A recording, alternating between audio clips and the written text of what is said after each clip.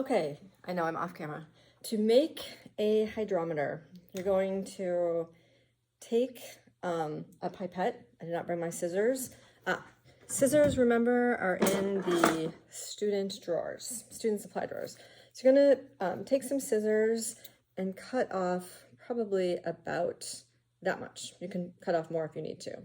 I'm not gonna cut that big. You're gonna cut it off and have this. And we need to fill the bulb with sand. So you're gonna get a little cup with sand, and this is how I do it. I just turn this and kind of push, push, push until I get some sand in the barrel. And then I take a paper clip and just push it until it goes down in. I know it's messy. I put in more than I should have in that one. And then like tap, tap, tap until it goes down. So you want to get it about full. And the way you can test if you've made your hydrometer correctly is you take a cup of water and put it in the water. And I put more in than I should have because it has sunk all the way to the bottom, but that's okay. I can just push some out, maybe. Test as you go.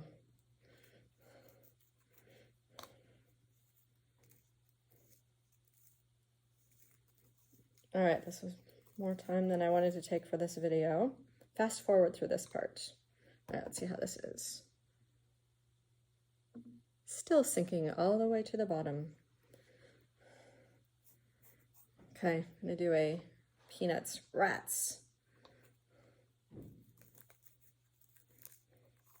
So probably fill it to about the part where it starts to narrow and slant out. So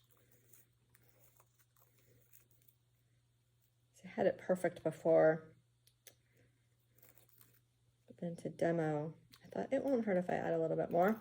Okay, let's see how that is. Still sinks. Pretend it's not sinking, okay? Pretend it's not sinking. And you're going to notice it needs to float exactly up and down. If it doesn't float exactly up and down, then try cutting off a little bit more, but you don't want to cut off too much. So what you're going to do is when it's in water, you're going to note exactly where it is at the water line.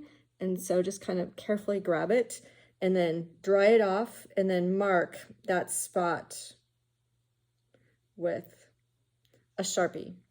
And then you're going to put it in olive oil and do the same thing. Mark where the olive oil line is. So the water line, you probably want to mark it, is going to be 1. Let's put a 1 there. You can't really see it. And then the oil line is going to be 0.92. If you think it would be easier to put a narrow piece of blue tape on this, you just need to be able to see where it's floating. But if you want to put a narrow piece of blue tape on this and then mark with Sharpie on the tape, that will also work. All right, you can shut this off now if you want, but I'm going to obsess and show you what it should look like when it floats. So I'm going to try to take a little bit more sand out.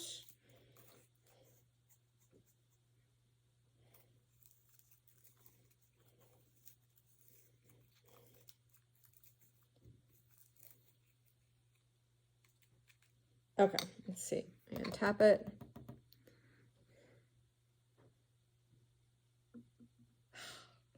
That's annoying. Well, the thing that's funny is I had this much sand in here before and it was tipping and not floating.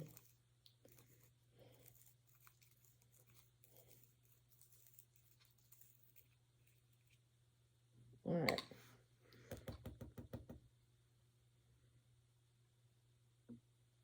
Oh, I'm barely floating. Yay. Okay, so it's barely floating. I'm probably going to take a little bit more sand out just because I'm super obsessive. But that's what you want to do is put in enough sand so that it floats straight up and down.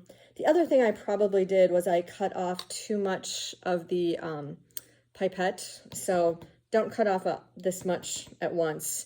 You know you need to cut it off if it's floating, but then like kind of tipping over. That is just about perfect. So I don't know if you can see that, but it's above the ground or above the bottom. And then I'm going to just kind of grab it with my finger, just go down a little bit more, and then mark that line. That's the water line. It will be 1. I'm going to do the same thing. I'm going to put this in olive oil. You're going to use the paper cups for the olive oil, and you're going to mark the 0.92 line. And you're going to make a scale, or 0.92, a scale between the 1 and the 0.92. Think about how to make a scale so that you can judge the density of milk and syrup.